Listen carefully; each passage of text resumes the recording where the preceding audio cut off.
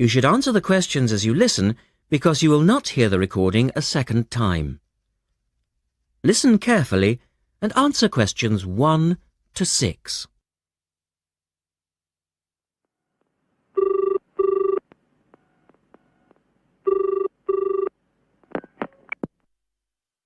Thank you for calling Millennium Office Supplies. If you would like to place an order, please press 1. Your call has been placed in a queue. A customer service operator will be with you shortly.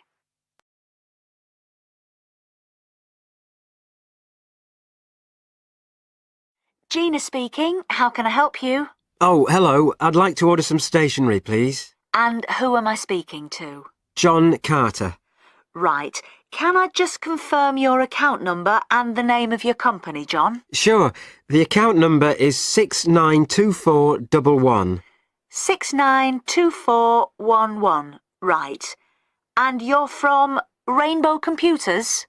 No, the company is Rainbow Communications. Oh, OK. I'll just fix that on the system. Communications. And what would you like to order, John? Envelopes. We need a box of A4, that is, normal size envelopes. White, yellow or manila? We'll have the plain white, please. But the ones with the little windows. OK.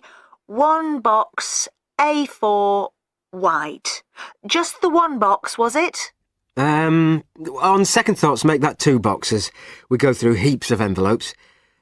As a matter of interest, are they made from recycled paper? No, you can't get white recycled paper. The recycled ones are grey, and they're more expensive, actually. Right, we'll stick to white then. Something else, John? Yes, we need some coloured photocopy paper. What colours do you have? We've got purple, light blue, blue, light green, whatever you want, pretty much.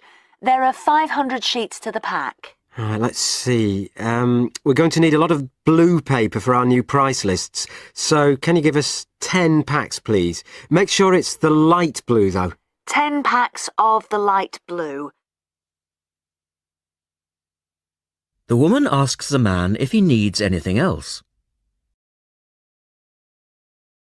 To 10.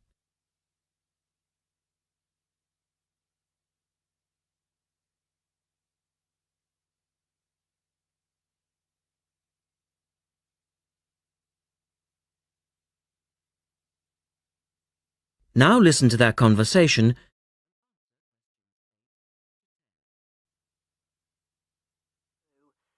Anything else that we can help you with? Let me think. What else do we need? I'm sure there was something else. Pens, paper clips, fax paper, computer supplies, office furniture? Oh yes, we need floppy disks. Do you have those nice coloured ones? Yes, but they're a bit more expensive than the black ones. Oh, that's all right. I'm not paying anyway. Right. Floppy disks. And what about diaries for next year? We've got them in stock already, and it's a good idea to order early. No, I think we're all right for diaries. But something we do need is one of those big wall calendars. You know, one that shows the whole year at a glance. Do you stock those? We certainly do. OK, can you include a wall calendar then, with the other stuff? Just make sure it's got the whole year on the one side. Sure. And do you have a copy of our new catalogue? No, I don't, but could you send one? Yes, I'll pop one in with the order. You'll find it a lot easier to remember what you need if you have our catalogue in front of you next time. Yes, good idea. And when can you deliver this? Should be with you tomorrow morning. Can you make sure that it's not after 11:30 a.m? Because I have to go out at 12. There's only myself here on Fridays. Fine. I'll make a note on the delivery docket that they should deliver before 11:30. Thanks very much. Thanks.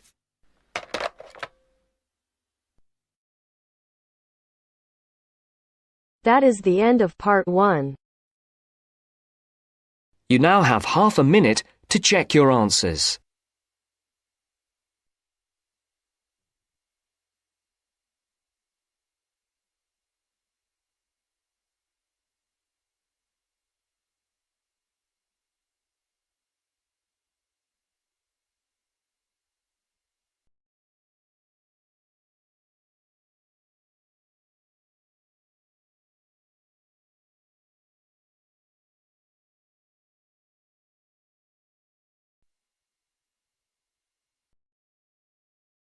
Now turns to Part 2. Part 2. You are going to hear a talk given by Madeline. She is going to introduce the recreational facilities on campus and in town.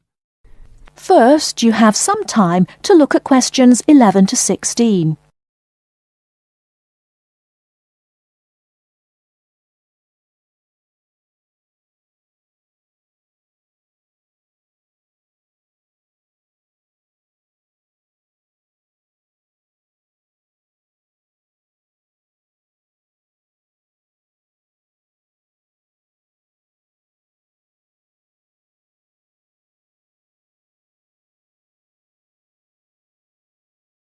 Now, listen carefully and answer questions 11 to 16.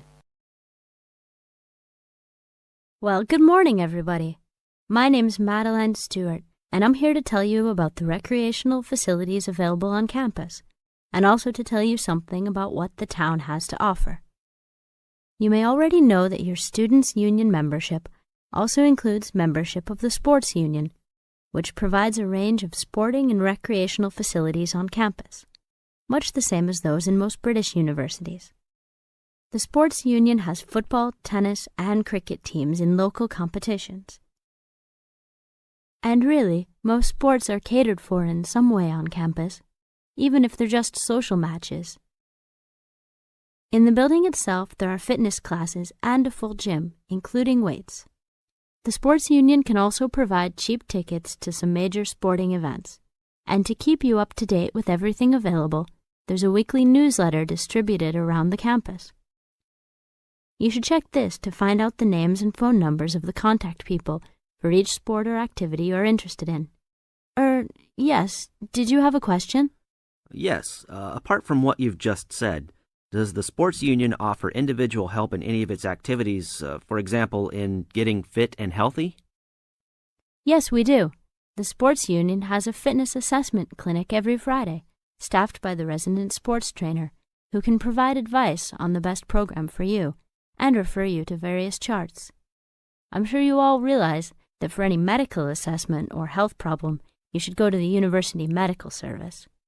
The sports trainer can also advise you on a suitable training program using the weights. And now on to Ashbury.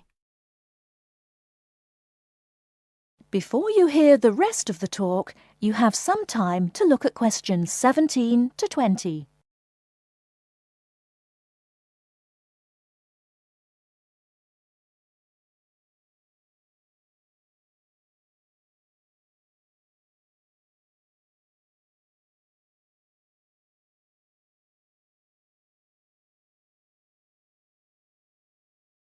Now listen and answer questions 17 to 20. And now on to Ashbury. For a town of its size, Ashbury has some unusually good leisure and sporting facilities, most of which are near the center of town and easily reached by bus from this campus. There's a new, well, almost new, Olympic-sized swimming pool. That's not quite in the central town area, but it's only a 5-minute walk from the bus stop. Above the pool, there's a high-tech fitness center that any of you more serious fitness lovers would need to check out. Then, in the center of town, there's a sporting complex called the Anderson Center, which contains squash courts and facilities for a number of other indoor sports, such as basketball. And just around the corner from the Anderson Center, in the main street there, is an indoor bowling alley. All of these facilities are listed in the weekly newsletter, so I encourage you all to look through it and... That is the end of Part 2. You now have half a minute to check your answers.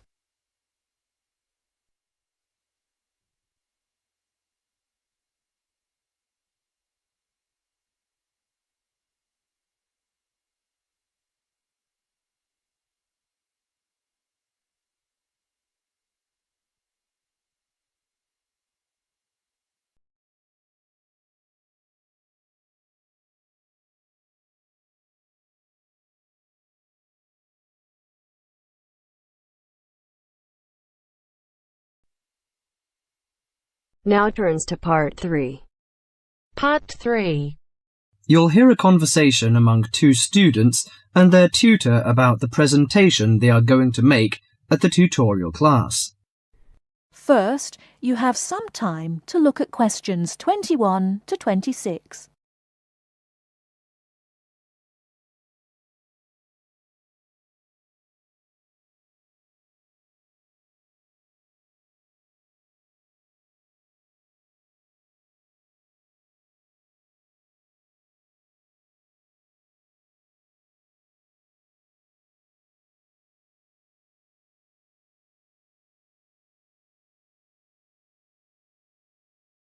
Now listen carefully and answer questions 21 to 26. Right, Jason and Karen. How are your presentations for the next tutorial class? I feel a bit nervous. I haven't done that before. Although many of my classmates in the same tutorial group have finished theirs. But I think them a little uninteresting because they just read out their notes. I hope mine will be more attractive. It seems you have a higher demand for yourself. As for me, I have no sense of uneasiness because I made one last semester, but I feel no sense of satisfaction about it. It lacked strong arguments, I think. How much did you get for the last presentation, Jason? 83% actually, but my goal for the next one is over 87%. It's pretty good. What is your topic for this one? Strategies for reading. I feel my biggest problem is in the reading speed, rather than vocabulary, which is most students' problem, though. I am slow, especially in reading articles on my major courses. They are complex and dull. Have you found any effective methods? Well, I am not quite sure. I suppose to skim the books or articles is a good approach. Yes, by skimming the book first, you get the choicest parts. It saves a lot of time. You don't have to read every word of the passage, but you have to learn to read certain parts intensively.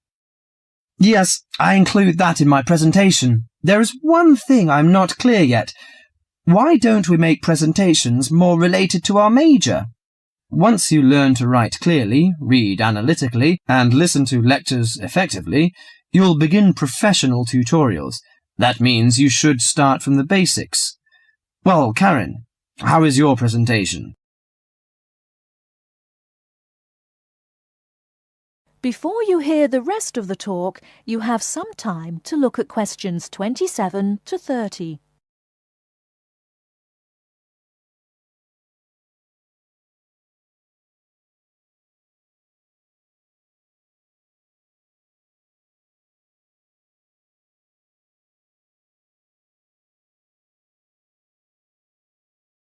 Now listen and answer questions 27 to 30. Oh, Karen, how is your presentation? I am still in a panic. I want to find some more interesting topics about writing, but I wonder what articles I can refer to, because there are so many of them. Did you get the list of the reading materials handed out last class? Yes, but there are over 20 on it. I have only a week to prepare, so I wonder if Okay, let me give you some suggestions. You needn't read them all because some of them deal with the same issue. The article by Holsworth is really worth reading. It covers the aspects of organising the thoughts and ideas. Okay, Holsworth. You should also read the article by Jackson, but just look at the part on research methodology, how they did it. Right, I'll read that one. You should also read the article by Fisher, but just look at the part on the writing plan. That is, how to plan your writing in a systematical way. Okay, Fisher, got that. And if you have time, the one by Risewell says very relevant things. It teaches how to title your articles and make it appealing. You should finish the whole book. Okay.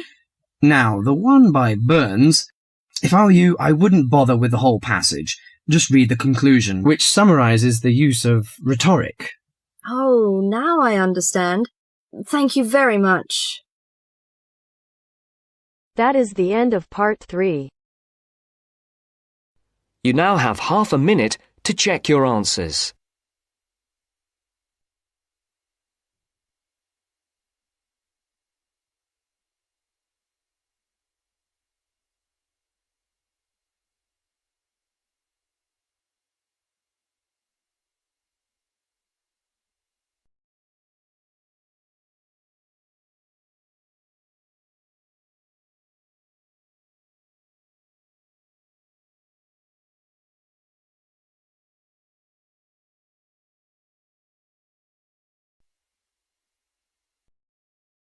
Now turns to Part 4. Part 4. You'll hear a programme on the city of Brisbane. First, you have some time to look at questions 31 to 40.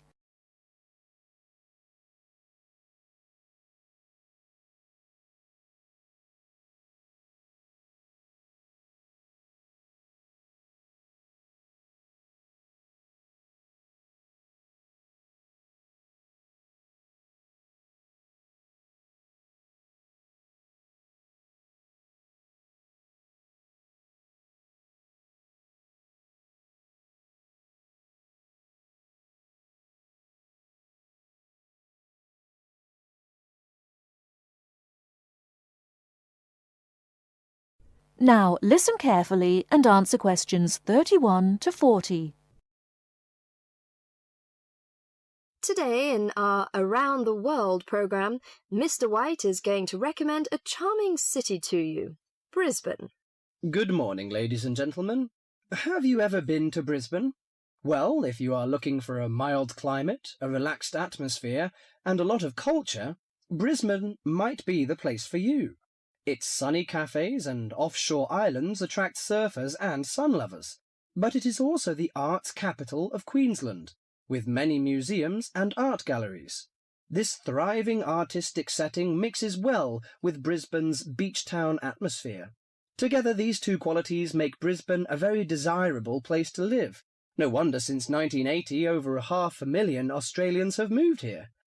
Brisbane is now Australia's third largest city. English settlers living in Australia established Brisbane in 1842. At that time, more than 100,000 Aboriginal Australians were living in Queensland. As the settlers discovered Queensland's resources, more and more of them moved in. Regretfully, the settlers drove the Aboriginal Australians from their lands. By 1859, Brisbane had grown into a prosperous city. In 1988, the world watched as Brisbane hosted the World Expo.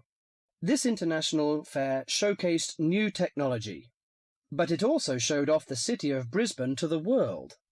Brisbane also hosts a wide range of events year-round. In April, everyone can enjoy a few laughs at the Comedy Festival, and movie lovers will enjoy a film festival that takes place every August. For 2 weeks in September, there is an outdoor festival of the arts. In October, a music festival draws a large crowd. And in January, you can see Brisbane's most bizarre event. You may be surprised to hear that. The annual cockroach races. That's right, people really do train and race cockroaches. Brisbane's nice climate and compact design makes it easy to explore on foot. Follow the golden arrows in a footpath around the city centre. This will lead you on a tour of Brisbane's historical district. From the city centre, take a boat across the Brisbane River to Southbank. This area is popular for its bike paths, beach and weekend market. Hundreds of artists display their wares at this market. It's a great place to pick up some interesting handicrafts. Well, I think what you must be interested in is the unique native animals. Yes, you shouldn't visit Australia without seeing its trademark animals, the koala and kangaroo. The Lone Pine Koala Sanctuary has both. It is located just outside the city centre in beautiful parkland. You can hold one of the park's 130 koalas or feed the kangaroos. Another quiet refuge from the city is Mount Coot-tha, about 8 kilometres from Brisbane. On a clear day, it offers spectacular views of the city. It also has hiking trails and beautiful gardens. Along the Brisbane River, a sunset cruise is also very relaxing. The areas around Brisbane are impressive. A coastal drive south of Brisbane will take you along the Gold Coast. This famous coastline boasts some of Australia's best beaches. Stradbroke Island is another easy day trip from Brisbane. A cliff on the island called Point Lookout offers a great view. From there you can see dolphins swimming below. Brisbane Forest Park, to the north of Brisbane, is a great place for hiking and camping. These great getaways, along with Brisbane's own laid-back charm, make this city an ideal place to visit.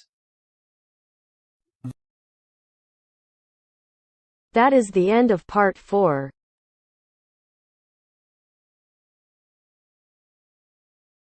Thank you for using IELTS listening test.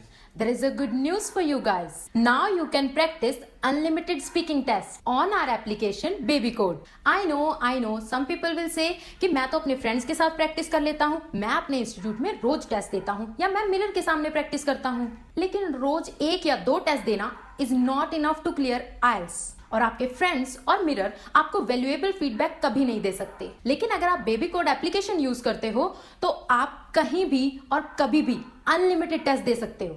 Baby code पे practice करना is like having a personal teacher. App will take exam like a real examiner. After test you can check your grammar, fluency or pronunciation mistakes. Even you can check your band score. This app will provide you free test every day. So do not forget to try, link in the description. But if you need more test access, it will just cost you $3.99. Wait, if you use my promo code IELTS50, that will give you even more 50 rupees discount. Now it's like a one-time meal money, but this will help you to crack your IELTS exam.